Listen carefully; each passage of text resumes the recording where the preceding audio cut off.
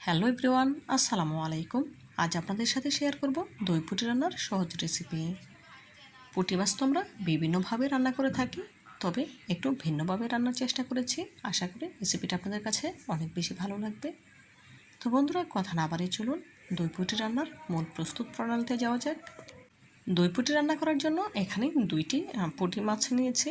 মাছগুলো মোটামুটি মাঝারি সাইজের। মাছগুলো খুব ভালোভাবে কেটে পরিষ্কার করে ধুয়ে নিয়েছি। এখন লবণ মেখে নেব। এখানে কোনো হলুদ দেব না, যেহেতু দই পুঁটি রান্না করব, সেক্ষেত্রে হলুদ দিলে কালারটা ভালো আসবে না, সেজন্য শুধু লবণ দিয়ে মেখে নিচ্ছি। লবণ মাখা হয়ে গেলে এখন ভেজে নেব। ভেজে নেওয়ার জন্য চুলে একটি প্যান বসিয়ে নিয়েছি। প্যান যখন গরম হয়ে এসেছে তখন এর সাথে অ্যাড করে দিলাম পরিমাণ মতো সয়াবিন তেল, মাছগুলো ভেজে নেওয়ার জন্য। তেল যখন পুরোপুরি গরম হয়ে এসেছে তখন প্যানের চতুর্দিকে একটু ছড়িয়ে দিলাম। এখন মাছ দুটি দিয়ে দেব। পুঁটি মাছগুলো যেহেতু একটু নরম থাকে, সেজন্য কড়া করে ভেজে নিতে হবে। দেখুন, এখন এক পাশ উল্টে নেব।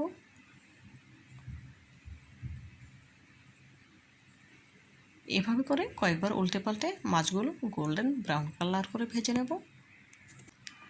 কয়েকবার উল্টে পাল্টে মাছগুলো গোল্ডেন ব্রাউন কালার করে ভেজে নিয়েছি, দেখি বুঝতে পারছেন। এখন মাছগুলো তুলে নেব। দেখুন, এক এক করে মাছগুলো তুলে নিয়েছি। এদিকে অন্য আরেকটি প্যান বসিয়ে নিয়েছি। প্যানে দিয়ে দিচ্ছি 1/4 কাপ সয়াবিন তেল। তেলে দিয়ে দেবো একটি তেজপাতা ছিঁড়ে টুকরো করে নিয়েছি। দিয়ে দিলাম 2টি এলাচ ও 1 টুকরো দারচিনি। কয়েক সেকেন্ড নেড়েচেড়ে ভেজে নিচ্ছি। এভাবে করে ভেজে নিলে খুব সুন্দর ফ্লেভার আসবে। দিয়ে দিলাম 1/2 কাপ পেঁয়াজ কুচি, পরিমাণ মতো লবণ। এখন নেড়েচেড়ে পেঁয়াজ কুচিগুলো ভেজে নিতে হবে। লবণ দেওয়ার কারণে পেঁয়াজ কুচিগুলো খুব সহজেই নরম হয়ে আসবে। দেখুন, পেঁয়াজগুলো ভাজা হয়ে গিয়েছে। এখন এর সাথে অ্যাড করে দেব 1/2 চা চামচ আদা বাটা, 1/2 চা চামচ রসুন বাটা। আদা রসুনের বাটা পেঁয়াজের সাথে নেড়েচেড়ে ভেজে নেব। এতে করে আদা রসুনের কাঁচা গন্ধটা চলে গিয়ে খুব সুন্দর ফ্লেভার আসবে। দেখুন, এই পর্যায়ে পেঁয়াজগুলো গোল্ডেন ব্রাউন কালার করে ভাজা হয়ে গিয়েছে। এখন এর সাথে অ্যাড করে দেব 1 টেবিল চামচ কাজু বাদাম বাটা, 1 টেবিল চামচ কিশমিশ বাটা ও 1 চা চামচ কাঁচামরিচ বাটা। যেহেতু এখানে আমি শুকনো মরিচ বা লাল মরিচ অ্যাড করব না, সেজন্য কয়েকটি কাঁচামরিচ খুব ভালোভাবে বেটে নিয়েছি। এই রান্নাটাতে অবশ্যই কাঁচামরিচ দিয়ে নেবেন, এতে করে দেখতে এবং খেতে অনেক বেশি ভালো লাগবে। কোনোভাবেই লাল মরিচের গুঁড়া অথবা লাল মরিচের বাটা দিতে যাবেন না, এতে করে তরকারির কালারটা কিন্তু লালচে হয়ে যাবে, তখন আর দেখতে ভালো লাগবে না। দেখুন, এই পর্যায়ে বাদাম বাটা ভেজে নেওয়া হয়ে গিয়েছে। এখন এর সাথে অ্যাড করে দিলাম 1/2 কাপ পেঁয়াজের বাটা।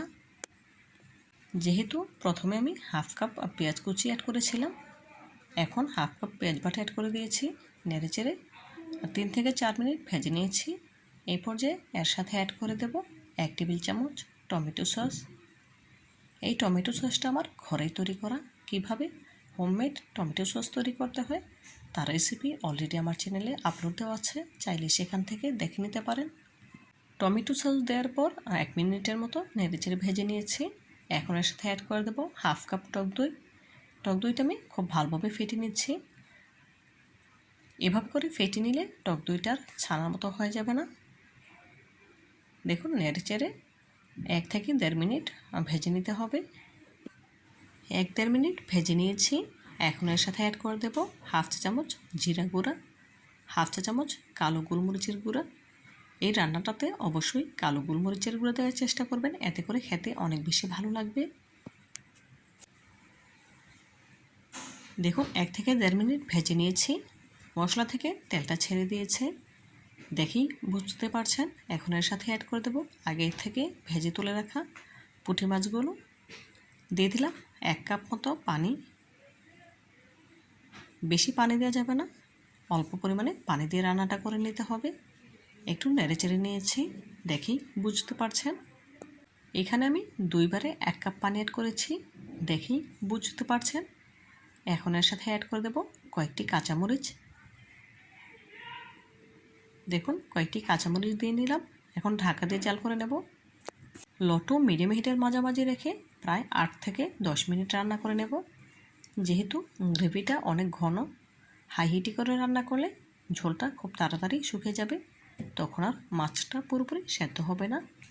সেই জন্য শুরু থেকে শেষ পর্যন্ত লো টু মিডিয়ামের মাঝামাঝি রেখে রান্নাটা কমপ্লিট করে নিতে হবে। মাছগুলো একবার উল্টে দিয়েছি যাতে করে সব দিকে সমানে সেদ্ধ হয়। এই পর্যায়ের সাথে অ্যাড করে দিচ্ছি 1 ফালি লেবুর রস। অবশ্যই লেবুর রস দেওয়ার চেষ্টা করবেন, এতে করে স্বাদ অনেক বেশি ভালো আসবে, খেতে অনেক ভালো লাগবে। নেড়েচেড়ে নিচ্ছি, আবারও মাছগুলো উল্টে দিলাম। এভাবে করে রান্না করে নেব যতক্ষণ না তেলটা উপরে ভেসে উঠছে ততক্ষণ পর্যন্ত। আবারও ঢাকা দিয়ে দিলাম। দেখুন প্রায় 10 মিনিট পর ফিরে এলাম, ঢাকা তুলে নিয়েছি। দেখুন উপর থেকে তেলটা ছেড়ে দিয়েছে, তার মানে রান্নাটা আমার কমপ্লিট। এখন গ্যাসের ফ্লেম অফ করে দিয়ে চুলা থেকে নামিয়ে একটি সার্ভিং বলে সার্ভ করে আপনাদের সাথে শেয়ার করব। দেখুন গ্যাসের ফ্লেম অফ করে দিয়েছি, সার্ভিং ডিশে সার্ভ করে নিচ্ছি। মাশাআল্লাহ, দই পুটি রেসিপি দেখুন দেখতে কতটা সুন্দর এবং লোভনীয় লাগছে। দেখতে যতটা সুন্দর হয়েছে, খেতে তার থেকেও অনেক বেশি মজাদার। আপনারা একবার হলেও এভাবে বাসায় ট্রাই করবেন এবং খেয়ে আমাকে কমেন্ট করে জানাবেন কেমন হয়েছে। তো বন্ধুরা, আজকের মতো বিদায় নিচ্ছি। দেখা হবে নতুন কোনো দিনে নতুন কোনো রেসিপিতে। ভালো থাকবেন সবাই। আল্লাহ হাফেজ।